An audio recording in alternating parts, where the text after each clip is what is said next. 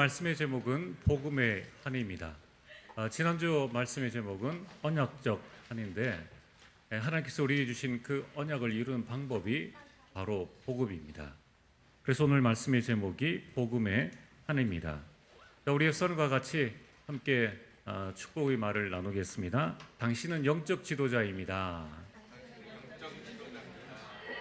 이 자리에 계신 모든 우리 성도님들은 가정 또 여러 현장에서 영적인 부분을 지도하는 영적인 지도자로 하나님께서 저와 여러분들을 부르셨습니다. 그래서 사실 7명의 렘넌트들 가운데에 요셉은 애굽의 총리가 아니라 애굽의 영적 지도자였습니다. 또한 다윗은 이스라엘의 왕이 아니라 이스라엘 백성들의 영적인 상태를 관리하는 영적 지도자가 되어졌습니다. 그래서 하나님께서는 그에게 성전 건축할 수 있는 모든 준비를 하게 하셨다는 것입니다. 세계적인 부흥사 하면은 드와이트 무디라는 그 목사님이 계십니다. 무디 목사님은 1837년 미국의 한 농촌에서 태어났습니다. 그리고 거기에서 자랐습니다. 그의 가정 환경은 말도 할 수 없을 만큼 비참하고 열악했습니다. 그의 아버지는 가난한 소작농이었고 또 석공이었습니다. 그에게서 태어난 자녀들이 9남매인데 무디는 5번째로 태어난 아들이었습니다. 아버지가 사업을 하다가 파산을 하자 술에 취해서 술에 의지해서 살아가다가 결국 이 무디가 4살 되던 때에 세상을 떠나게 되었습니다. 그래서 이 무디는 하루에 1센트의 품삯을 받기 위해서 1,000원 그 이하의 그 돈을 받기 위해서 10살도 되기 전에 남의 집에 가서 그 소에게 풀을 뜯어먹이고 돈을 벌어야 했습니다. 그러다 보니까 이 무디는 교육을 제대로 받지 못했고 글을 읽을 수가 없었습니다. 반면 그 어머니는 청교도 신앙을 가진 여인이었습니다. 그는 자녀들을 신앙으로 길렀고 또한 무디가 5살 되던 그 해에 세례를 받았지만은 그러나 무디는 형식적이고 습관적인 그런 믿음과 신앙생활을 했습니다. 어릴 때부터 가난에 시달렸기 때문에 어린 무디였지만은 그의 마음속에는 돈을 많이 버는 것이 꿈이었습니다. 드디어 그 꿈을 이룰 날이 오게 되었습니다. 무디가 나이 17살이 되어지자 이제는 내가 농촌을 떠나야 되겠다. 어디에 갈 것인가? 삼촌이 살고 있는 큰 도시 보스턴으로 가야 되겠다. 그래서 삼촌이 조건을 내걸었습니다. 교회에 다닌다는 조건 하에 삼촌의 구두방에서 구두 수선공으로 견습공으로 그렇게 일을 하게 되었습니다. 그래서 그는 돈을 벌기 위해서 삼촌 집에서 쫓겨나지 않기 위해서 주일학교 예배에 참석을 했습니다. 이 분반문고 시간이 되어졌는데 선생님이 요한복음을 펴세요라고 했는데 이 글을 알지 못하는 이 무디는 요한복음 대신 창세기를 펴게 되었습니다. 옆에서 이를 본 주일학교 아이들이 무디를 놀려대기 시작했습니다. 글을 모른다고 경멸했고 그로 말미암아 무디는 상처를 받아서 교회 가기를 싫어했습니다. 이때 그를 담당하고 있던 주일학교 선생님이 에드워드 킴볼이었습니다. 그는 상처받은 이 무디를 찾아갔습니다. 그리고 무디를 격려하고 위로하면서 무디에게 성경책 한 권을 주었습니다.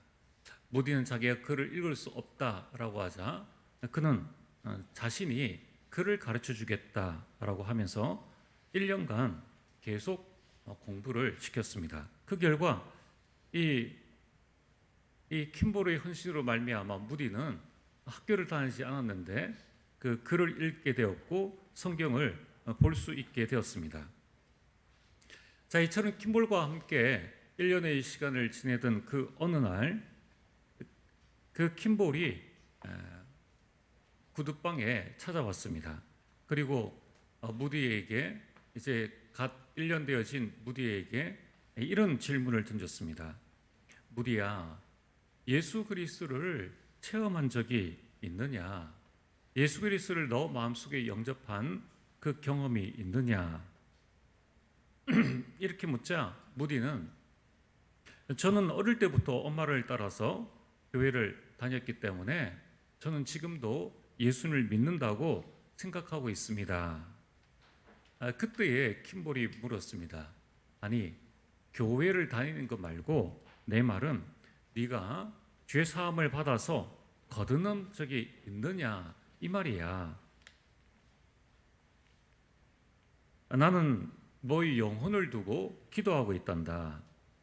네가 복음을 알고 복음을 받아들이기를 하나님은 원하신단다. 이 말에 하나님의 역사죠. 그 1년 동안 킴볼이 무디를 향해서 끊임없이 기도한 그 결과 이 말을 질문을 듣고 난 다음에 무디의 마음이 움직여졌고 그의 생각이 열려졌습니다. 무디는 자신의 죄악된 그 모습을 발견하게 되었습니다. 하나님을 떠나서 이 돈을 벌기 위해서 살아가려고 하는 자신의 모습을 보게 되었고 그 순간 예수 그리스도를 주인으로 모셔드렸습니다. 그리고 하나님의 사람으로 살겠다고 결심을 한 것입니다. 그는 훗날 세계적인 부흥사가 되어서 그때의 심정을 이렇게 말했습니다. 그리스도의 은혜로 죄사함을 받고 맞은 아침 밖으로 나가서 사방을 둘러보았습니다. 태양이 그토록 사랑스럽게 보인 적은 없었습니다. 지저귀는 새소리도 내 마음을 감동시켰습니다. 모든 것이 달라 보였습니다. 또한 무디는 이 구원이 넘치는 이 기쁨으로 어머니에게 편지를 썼습니다. 어머니 기뻐해 주세요. 1837년 2월 5일은 제가 어머니의 아들로 태어난 생일입니다. 그런데 18년이 지난 1855년 4월 21일 오늘은 제 영혼이 성령으로 거듭난 새 생명의 생일입니다. 이후부터 무디는 만나는 모든 사람들에게 복음을 전하는 그 복음의 열정이 생겨났습니다. 무디는 40년 동안 영국과 미국을 오가면서 100만 명이 넘는 사람을 그리스도께로 인도했습니다. 무디는 그 이상의 고등교육을 받지 못했지만 세교의 학교를 세웠고 라디오와 텔레비전이 없는 그 시대에 1억 명이 넘는 사람들에게 복음을 전했습니다. 이처럼 이렇게 위대한 부흥사가 무디가 이렇게 위대한 부흥사가 될 수 있었던 데에는 바로 상처받은 그 시절 주일학교 시절에 킴볼 선생님의 헌신적인 가르침과 사랑과 신앙이 밑거름이 되었습니다. 오늘 이 자리에는 우리 부모님들과 우리 성도님들과 또한 교사들이 있습니다. 여러분들은 우리 렘넌트를 가리키는 영적인 지도자입니다. 여러분, 우리 교사들이 무디는 될 수 없어도 우리 모든 이 자리에 계신 분들이 무디처럼 전적인 또 세계적인 그런 부흥사는 될 수 없어도 한 생명을 가르치고 그들에게 복음을 전하는 킴볼은 될 수 있다는 것입니다. 하나님께서 보내주시는 렘넌트들을 예수님의 마음으로 한 영혼 한 영혼 정성을 다해서 가르치고 사랑할 때 내가 가르친 그 학생들 가운데에 제2의 무디가 나올 수도 있고 7명의 렘넌트가 나올 수도 있다는 것입니다. 자, 그렇다면은 오늘 하나님께서 우리를 영적인 지도자로 부르셨는데 우리에게 필요한 것은 그들이 어긋났을 때에 그들을 잡아줄 수 있는 힘이 필요합니다. 우리에게는 힘이 있어야 합니다. 그렇다면은 이 하나님이 주시는 힘을 어떻게 우리가 얻을 수 있습니까? 그 첫 번째는 나의 영적 상태입니다. 오늘 이 자리에 계신 우리 교사들의 영적 상태가 중요하죠. 여러분, 모든 응답은 영적 상태에 따라서 오게 됩니다. 여러분, 한 렘넌트의 그 배후 또 가정과 가문의 오래된 문제를 내 힘으로는 해결할 수가 없습니다. 그래서 우리는 하나님의 것을 나에게 각인해야 됩니다. 그래서 우리는 393 기도의 망대를 세우고 24시 기도해야 합니다. 여러분, 이 성삼위 하나님과 그 하나님이 나에게 주신 축복과 시대를 살리는 나의 인생 여정을 두고 여러분이 기도할 때에 그때 그 기도는 나의 생각과 보좌로 연결이 되어집니다. 여러분, 이 기도를 할 때에 보좌의 배경이 바로 나의 것이 되어집니다. 두 번째는 이러한 나의 영적 상태가 그리스도로 충만해질 때 그 영적 상태에 따라서 눈에 보이는 응답, 하나님의 나라가 임하게 되는 것입니다. 여러분, 하나님의 나라가 나에게 임하고 하나님의 나라가 저 힘들어하고 방황하고 있는 킴볼의 무디에게 임했을 때에 그 무디가 중생하는 그런 역사들이 일어난 것입니다. 그래서 우리는 하나님의 나라가 임할 때까지 393 기도의 망대를 붙잡고 여러분들이 기다리시면 됩니다.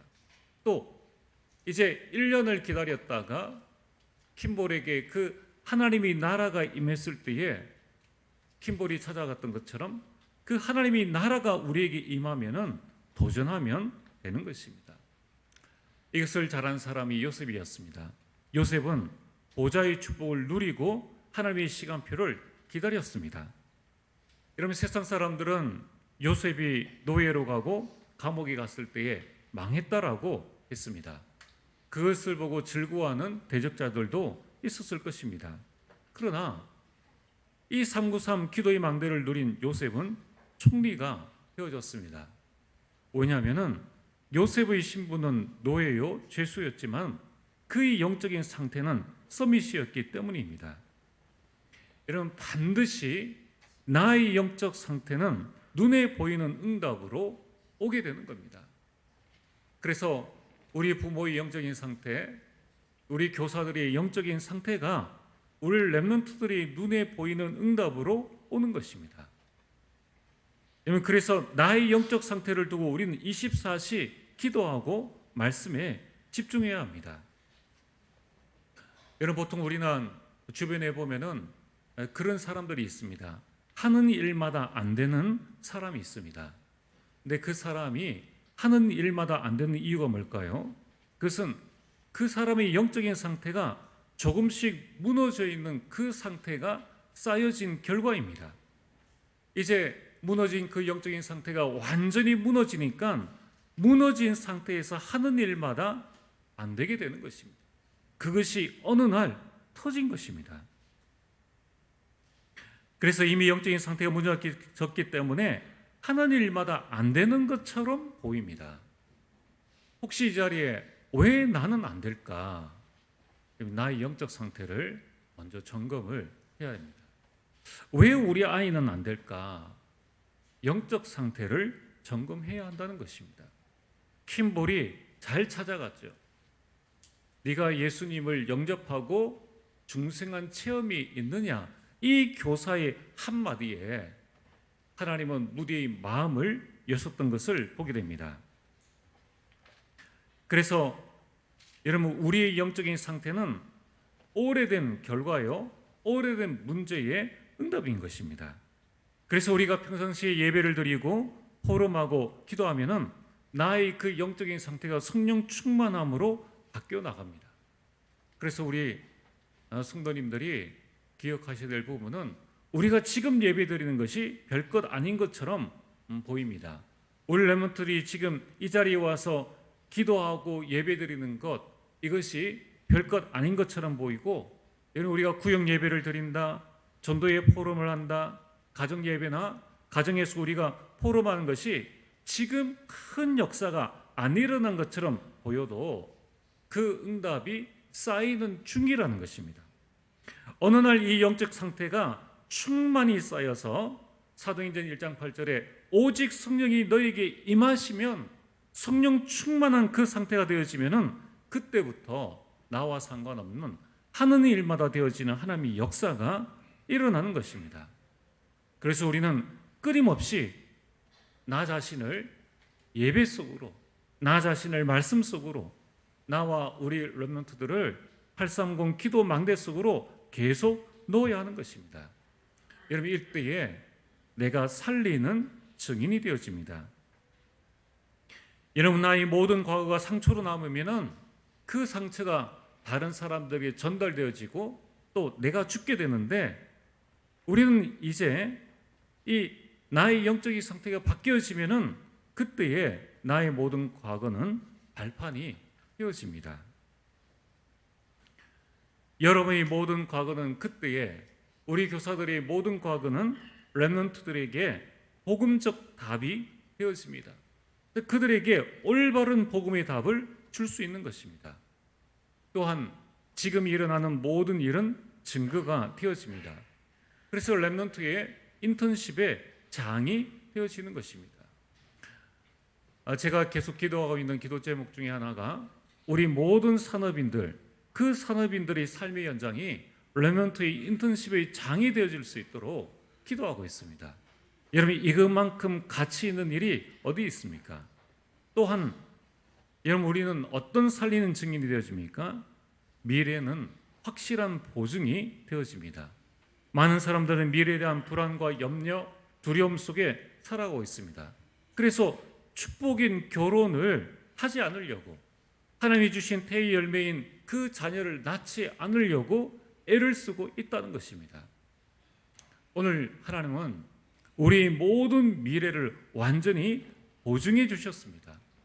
여러분, 이 응답을 받고 있는 사람들은 렘넌트가 자신의 미래에 대해서 물어올 때 그 렘넌트에게 최고의 그림을 그려줄 수가 있는 것입니다. 그래서 우리 부모와 우리 교사가 영적인 지도자가 되어질 때에 렘넌트의 과거와 현재와 미래에 대한 확실한 답을 주게 됩니다. 그것이 바로 렘넌트가 걸어가야 될 그 여정이 되어지고, 그러면은 우리 반 렘넌트들, 우리 자녀들은 살아나게 되는 것입니다. 그래서 우리 부모님들은, 또 우리 교회는 교사들을, 또 이를 섬기는 우리 부장님들을 여러분들이 소중하게 여기셔야 됩니다. 우리가 학교 선생님 앞에는 뭐 좀 떨고 좀 그러지 않습니까? 여러분, 사실 세상 지식은 앞으로 챗 GPT한테 물어보면은 안 배워도 다 나온 것이 세상 지식입니다. 왜 세상이 이렇게 힘들어지고 어려워집니까? 눈에 보이지 않는 영적인 상태를 잡아줄 수 있는 사람이 없기 때문입니다. 여러분, 우리는 가정과 교회에서 함께, 그리고 부모와 교사가 함께 우리 렘넌트의 영적인 상태를 두고 기도하고 돌봐줘야 합니다. 그래서 부모가 교사들을 소중히 여길 때에 렘넌트가 교사를 소중히 보고 그의 말씀과, 하나님의 말씀과 지도를 잘 따라오게 된다는 것입니다. 또한 우리 교회 학교가 있습니다. 태영아 유치, 유초, 중고, 대학과 청년부, 또 우리 어린이집과 지역 안동센터가 있습니다. 여러분, 이 기관이 무너지면은 우리 미래는 없다라고 보시면 됩니다. 그렇다면은 우리가 어떻게 해야 될 것인가? 이전에는 다 성인 중심으로 교회가 운영되어지고 진행되어졌다면은 이제 정말 우리 산업인들이 힘을 얻어서 여러분들이 하나님의 빛의 경제, 복음 경제를 회복하여서 아이들이 뜰을 세울 수 있는 교회를 만들어내야 됩니다. 우리가 언제까지 헌당을 두고 빚을 가지고 한 달에 1,000몇백만 원씩 쓸데없는 돈들을 계속적으로 그것을 전혀 쓰지 못하고 우리 이 아까운 하나님이 주신 그 헌금들을 왜 남 좋은 일에 다 시키냐는 것입니다. 여러분, 그 재정을 우리 렘넌트들에게 쓴다면은 우리는 세상 교육 이상 가는 많은 일들을 할 수 있는데 실제적으로 아무 할 수 있는 일이 없다는 것입니다. 여러분, 여기에 대한 우리는 언약적 한과 안타까움을 가지고 있어야 됩니다. 그래서 여러분들이 지금부터 할 수 있는 게 뭡니까? 우리가 서로를 위해서 기도하는 것입니다. 또 우리가 무슨 일들이 있을 때 여러분이 할 수 있는 것 안에서 정말 후원을 아끼지 마시고 마음껏 도울 수 있는 그 응답들을 받게 되길 주의 이름으로 축복합니다. 자, 오늘 본론입니다. 이 자리에 계신 분들은 다 구원을 받았습니다. 또 하나님의 자녀가 되었습니다. 그런데 우리는 이런 질문을 하게 됩니다. 왜 잘 안 될까? 그것은 복음 아닌 다른 것을 붙잡고 있기 때문입니다. 복음 아닌 다른 것이 내 속에 나도 모르게 자리 잡고 있기 때문입니다. 이것을 잘 살피셔야 됩니다. 내 안에 과연 무엇이 있는가? 하나님은 어마어마한 한을 가지고 우리를 부르셨습니다. 하나님의 어마어마한 한이 있다는 것입니다. 하나님께서 천지를 창조하시고 창세기 1장 31절에 하나님 보시기에 심히 좋았더라. 그런데 아담과 하와가 창조되기 이전에 하늘에 큰 영적인 전쟁이 있었습니다.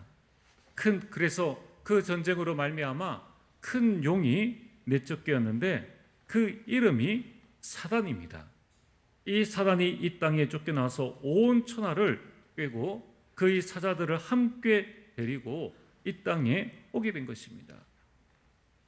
그래서 창세기 3장 1절에서 6절에 아담과 하와를 속여서 하나님을 떠나게 했습니다. 하나님의 작품인 이 지구와 인간과 자연과 모든 만물을 이 사탄이 하나님을 이길 수 없으니까 하나님이 그 가장 사랑하시는 인간과 그 작품을 쑥대밭으로 만들어 놓은 것입니다. 인간이 에덴 동산을 떠나게 되었습니다. 인간의 죄로 말미암아 자연이 황폐하게 되어졌습니다. 이제는 인간과 인간이 싸우게 되는 이러한 일들이 일어나게 되었습니다. 하나님이 아마 이렇게 말씀하셨을 것입니다. 이 사탄이 내게 대적하더니 이젠 인간을 속여. 그래서 하나님은 사탄을 향해서 분노하셨습니다. 이 인간을 구원할 계획을 하나님께서 세우셨는데 창세기 3장 15절에 여자의 후손을 보내주시겠다. 그 여자의 후손이 뱀의 머리를 상하게 할 것이라 라고 말씀하고 있습니다. 우리말로는 상하게 할 것이다. 뭔가 이게 좀 충격을 주고 좀 상처를 줄 것이다 라고 되어 있지만은 실제적으로 이 원문을 보면은 갈아버린다라는 말입니다. 성경에 이렇게 잔혹한 말이 들어있는데 이것이 하나님의 지금 심정이라는 거예요. 내가 이 사탄을 완전히 내가 갈아버리겠다. 내가 사탄의 머리를 완전히 박살내가지고 그것을 갈아버리겠다는 거예요. 어느 만큼 이 하나님의 한이 강한지를 아시겠죠. 그런데 이 하나님의 한은 하나님의 분노의 표출이 아니라 우리를 향한 사랑의 한이라는 것입니다. 또한 우리가 노예되었을 때에 출애굽기 3장 18절에 너희는 가서 빨리 희생제사를 드려라. 그래서 하나님은 이 희생제사를 통해서 절대 내 자녀를 놓치지 않겠다는 그 마음을 우리에게 주셨습니다. 또한 이스라엘 백성들이 복음을 놓치고 포로되었을 때에 이사야 7장 14절 처녀가 아들을 낳을 것이다. 세상에 있지 않는 그 일을 통해서라도 내가 너희를 반드시 구원할 것이다. 이것이 하나님의 한이라는 것입니다. 이 하나님의 구원의 한이 실현되어졌습니다. 어느 만큼 하나님의 한이 강했느냐 하면은 도저히 안 되겠다. 이제는 내가 직접 사람의 몸을 입고 육신을 가지고 가서 그들을 구원하겠다. 마태복음 1장 21절에 하나님께서 이 육신을 입고 이 땅에 오셨다는 것입니다. 여러분, 우리를 향한 하나님의 사랑이 얼마나 큰지, 우리를 구원하시를 원하는 하나님의 그 한이 얼마나 사무쳤는지를 우리는 알아야 합니다. 그 하나님께서 우리를 구원하시기 위해서 이 땅에 왕으로 오시지 않았습니다. 이 땅에 그리스도로 오셨습니다. 우리도 달리지 못한 그 육신의 한계를 가지고 있는 그 하나님께서 십자가에 달리시면서 육신으로 모든 고통을 다 당하시면서 우리 인생 문제를 다 이루셨습니다. 요한일서 3장 8절에 마귀의 일을 멸하시고 로마서 8장 2절에 죄에서 우리를 해방하시고 요한복음 14장 6절에 하나님 떠난 우리에게 하나님 만나는 길을 열어주셨습니다. 얼마나 하나님의 향이 강했냐면은 하나님 자신, 예수님 자신을 위해서는 비단옷 하나 걸치지 아니하고 예수님 자신을 위해서는 궁궐 하나 준비하지 아니하시고 자신의 모든 것을 내어주시면서 우리를 구원하시기로 작정하시고 그 일을 실천하셨다는 것입니다. 그런데 하나님의 하는 이뿐만이 아닙니다. 이 땅에서는 안 되겠다. 내가 하나님의 자녀, 우리 자녀를 더 안전하고 더 아름다운 처소를 내가 준비해야 되겠다. 그래서 예수님은 재림을 약속하시면서 처소를 준비하러 하늘나라로 가신 것입니다. 그리고 반드시 내가 처소를 준비하면은 너희를 데리러 오겠다. 사도행전 1장 11절에 하늘로 가심을 본 그대로 오시리라. 여러분들, 하나님은 반드시, 예수님은 반드시 우리 가운데 재림하시게 되어 있습니다. 또한 하나님은 얼마나 그 하늘 가지고 계셨는지 수많은 전도자를 보내셔서 지속적으로 이 사실들을 말씀하십니다. 심지어는 순교할 수 있는 힘을 주시면서까지 이 복음을 전하게 하셨다는 것입니다. 스데반을 순교시키게 하시고 순교하게 하시고 12제자 모든 제자들이 순교하고 바울이 순교했습니다. 그리고 우리나라의 주기철 목사님이 순교함으로 말미암아 이 하나님의 한을 전달을 했다는 것입니다. 여러분, 아무나 순교할 수 있는 것은 아닙니다. 여러분, 우리가 죽음 앞에 담대할 수 있는 사람은 단 한 사람도 없습니다. 난 죽음이 두렵지 않아. 그것은 거짓말입니다. 그러나 여러분, 우리의 죽음 시기에 우리 눈이 열려서 우리는 천국을 보게 됩니다. 그래서 그 죽음의 강을 기쁨으로 건널 수 있는 것입니다. 또한 이 순교자들처럼 여러분, 저 바닥에 있는 대못을 어떻게 우리가 밟고 지나갈 수 있겠습니까? 지금 내가 예수님을 부인하면 살 수 있는데 이 돌을 들고선 그 사람 앞에 우리가 어떻게 예수를 믿는다라고 이야기할 수 있겠다는 것입니다.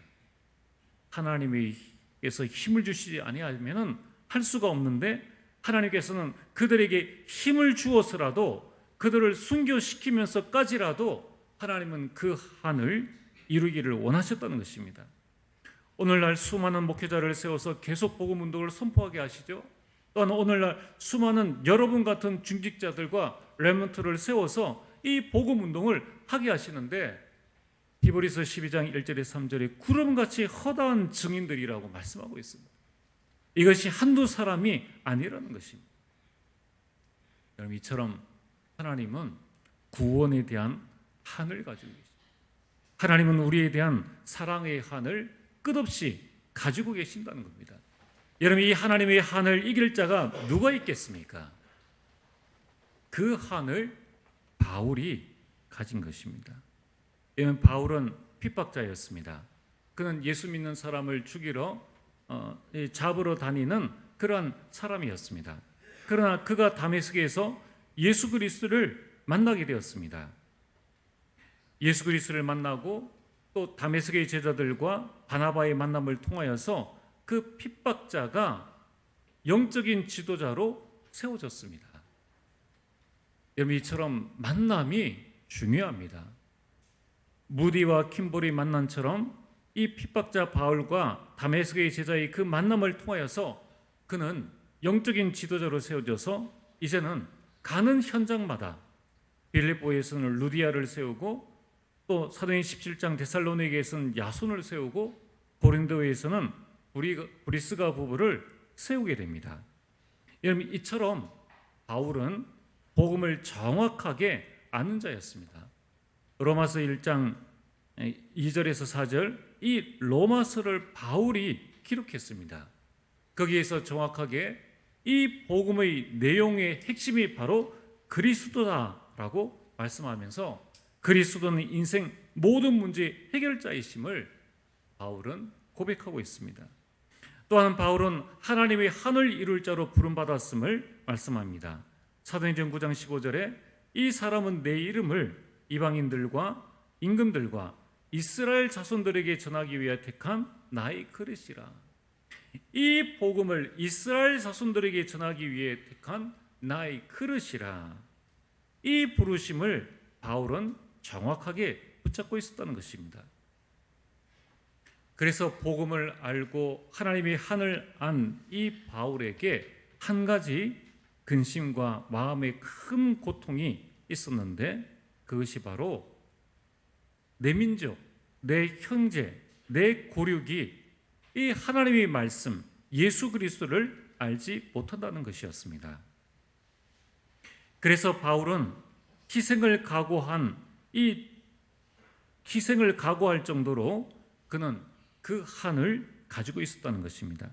내 자신이 저주를 받고 싶을 정도로 우리 형제들이 이 복음을 알면 좋겠다는 이 영혼 구원에 대한 한이 있었다는 것입니다. 사도행전 20장 24절에 이 복음을 증거하는 일에는 내 생명조차도 귀한 것으로 여기지 아니하노라. 오늘 우리에게 우리 마음의 큰 근심은 무엇입니까? 오늘 이 자리에 참여한 우리 성도님들의 마음에 정말 고통이 무엇입니까?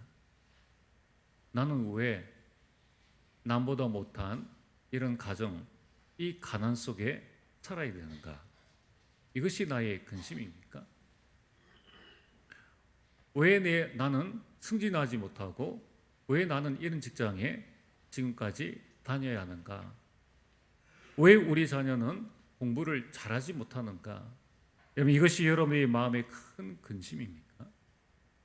여러분, 한 시대에 최고의 지식과 최고의 신앙을 가졌던, 율법을 가졌던 그 바울의 한은 복음을 알고 나니까 이것들은 전부 다 배설물과 같다.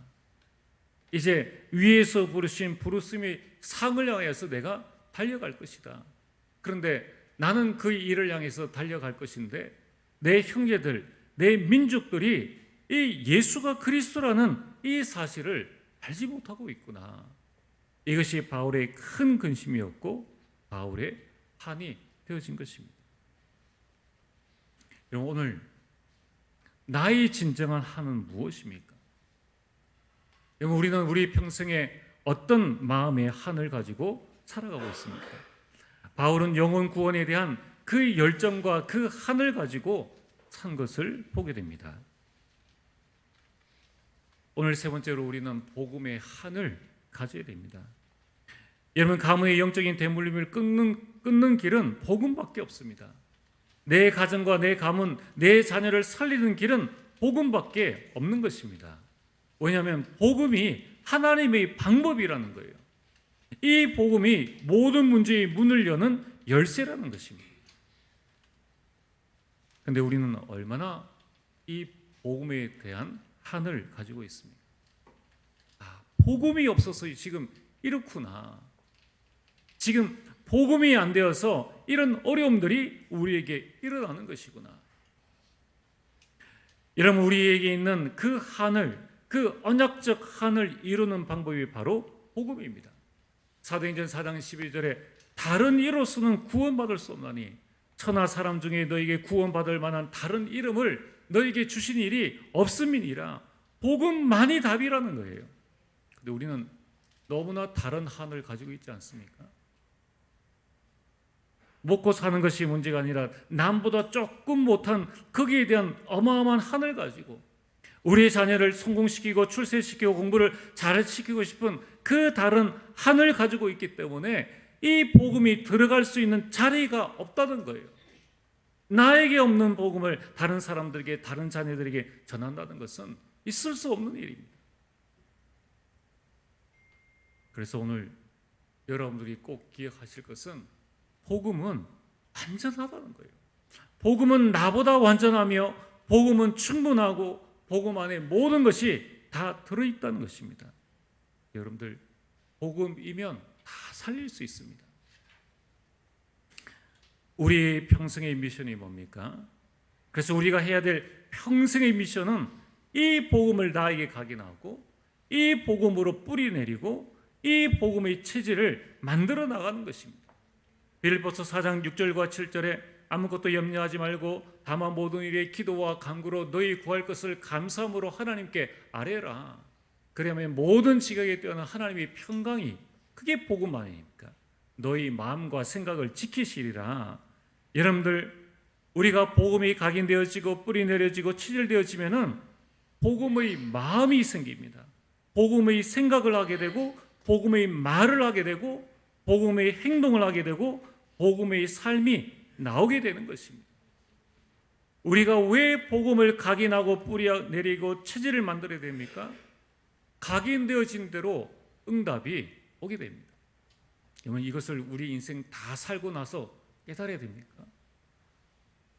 아마 이 사실을 알지 못하면은 나중에 천국 가서 땅을 치고 후회할 사람들이 너무나 많다는 거예요. 여러분, 우리는 뿌리 내린 대로 그 열매를 맺게 됩니다. 내 자신이 지금 어떤 뿌리를 내리고 있는가, 그리고 체질대로 우리 인생이 되어집니다.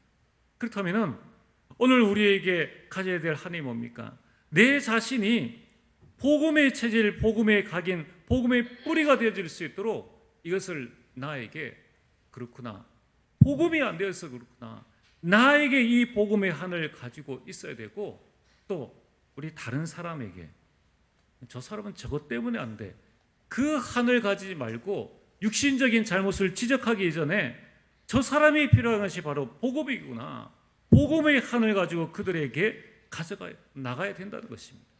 근데 우리는 복음의 한이 없잖아요. 저 인간이 왜 저래? 인간에 대한 한을 가지고 있잖아요. 그게 내 기준 아닙니까? 얘는 복음이면 됩니다. 이 한을 가져야 된다는 거예요. 근데 우리는 복음이 안 된다고 생각을 하니까 자꾸 다른 것을 가지고 사람들을 정죄하고 비판하고 판단하는 그 상황으로 가는 것입니다. 여러분, 복음이면 자녀를 살릴 수 있습니다. 내가 복음이면 가정과 가문을 살릴 수 있다는 것입니다. 여러분, 이것을 나의 한으로 가져야 하는 것입니다. 오늘 결론입니다. 그래서 우리는 복음의 망대를 세워야 합니다. 여러분, 깜깜한 밤에 우리가 일을 하려면 간단합니다. 불을 켜면 됩니다. 그런데 불을 끄면 어떻게 되십니까? 어둠은 다시 오게 됩니다. 여러분, 어두움 가운데에 중요한 것은 불을 켜는 것입니다. 여러분, 이 사단은 절대 우리를 포기하지 않습니다. 우리가 죽어 천국 갈 뿐이지, 이 사탄은 주님 재림하시는 그날까지 여전히 우리 가운데 우는 사자와 같이 두루다니며 삼킬 자를 찾고 있고, 우리가 이 복음의 망대를 켤 때 잠시 사라져 준다는 거예요. 우리가 방심하고 우리가 안심할 그때에 사탄은 우리를 무너뜨린다는 것입니다. 그래서 우리는 어떻게 해야 됩니까? 사탄은 절대 도망가지 않기 때문에 여러분의 가정과 가문, 여러분의 후대를 철저히 무너뜨리길 원하는 여러분보다 강한 한을 가지고 있기 때문에, 여러분의 자녀를 성공시키려 하는 그 한보다 사단이 여러분의 자녀와 여러분의 가정, 가문을 무너뜨리려 하는 그 한은 억만배 억조보다 더 크다는 거예요. 그 사실을 아셔야 됩니다. 그래서 우리는 24시 평생 우리가 그 불을 밝게 됩니다. 그래서 하나님께서 저와 여러분들 복음의 파수꾼으로 부르셨습니다. 다른 것을 지키려고 하는 것이 아니라 나는 복음 지키는 파수꾼이 되겠다. 그러면 자녀에게 유산 물려줄 생각, 우리 자녀가 유산 받아서 생활해야 된다면 이미 그 자녀는 실패한 겁니다. 지금 다 팔아서 그 자녀를 올바른 영육 간의 영적인 성장을 할 수 있도록끔 정말 도와줘야 한다는 거예요. 여러분, 다른 복음은 없습니다. 어떤 고난, 어떤 어려움이 와도 우리는 이 복음을 지켜야 한다는 거예요. 두 번째, 우리는 복음의 전달자입니다. 초대교회가 어떻게 그 핍박 가운데에서도 250년 동안, 만약에 초대교회 성도들이 우리가 가지고 있는 그 기도 제목을 가지고 있었다면 이미 이 복음은 사라졌습니다. 여러분, 이 초대교회 성도들은 사도행전 5장 42절에 그들이 날마다 성전에 있든지 집에 있든지 예수는 그리스도라고 가르치기와 영적인 지도와 전도하기를 그치지 아니하니라. 여러분, 우리는 복음 전달자로 우리 자녀와 우리 성도와 우리 렘넌트들에게 복음을 전달해야 됩니다. 내 경험, 내 생각, 여러분 내 어떤 것들도 아무 소용이 없습니다. 그리고 오직 복음만을 전달해야 한다는 것입니다. 또한 하나님은 우리를 복음의 선포자로 부르셨습니다. 오늘 로마서 10장 13절에 뭐라고 말씀하고 있습니까? 13절에 보면 누구든지 주의 이름을 부르는 자는 구원을 받으리라. 누구든지 부르면 구원을 받는데 그러나 그들이 믿지 아니하는 이를 어찌 부르겠는가? 듣지도 못한 이를 어찌 믿겠는가? 오늘 여러분들이 복음 선포자로 계속 이 복음을 여러분의 가정과 가문 또 우리 전도 대상들에게 선포할 자로 하나님께서 여러분들을 부르셨다는 것입니다. 그러면 이 복음의 한을 가지고 계신 그 하나님은 여러분의 발 걸음걸음마다 하나님께서 역사하시고 인도하신다는 것입니다. 여러분, 다음 주는 생명초청 캠프입니다. 마가복음 2장 1절에서 5절에 중풍병자가 움직이지 못했습니다. 그 중풍병자를 건강한 자들이 메고 왔습니다. 여러분, 우리가 초청하려는 자들은 겉모습은 건강해 보이지만은 영적으로 보면 영적인 중풍병자와 같다는 것입니다. 그들은 영적인 소경이요 영적 중병에 걸린 자들입니다. 그들이 올 수가 없다는 것입니다. 그래서 우리는 구역에서 전도회에서 교회 학교에서 이들을 메고 하나님 앞에 나와야 되는 것입니다. 이번에 한 주간 남아있는 기간 동안 또 우리는 지속해서 우리 주변에 있는 정말 하나님을 알지 못하는 자들을 메고 나올 수 있는 힘을 얻게 해달라고 또 그들에게 복음을 전가할 수 있는 귀한 축복들을 여러분 반드시 누리게 되기를 주님으로 축복합니다. 그래서 우리 다음 주 주일 2부나 오후 예배 때 우리가 초청을 해서 그들에게 복음을 증거하고 또 우리 낙심자, 장기 계속자들이 예배 회복하는 시간이 될 수 있도록 이미 여러분이 초청이 결정되어진 분들이 있다면은 그들이 명단을 우리 교육자들에게 알려주시면은 저희들이 미리 준비를 하는 시간을 가지겠습니다. 기도하겠습니다. 전능하신 아버지 하나님, 우리에게 모든 문제 해결자 되신 그리스도의 이 복음을 한으로 붙잡고 나와 가정과 가문을 살리는 응답을 허락하여 주옵소서. 예수님 이름으로 기도리옵나이다. 아멘.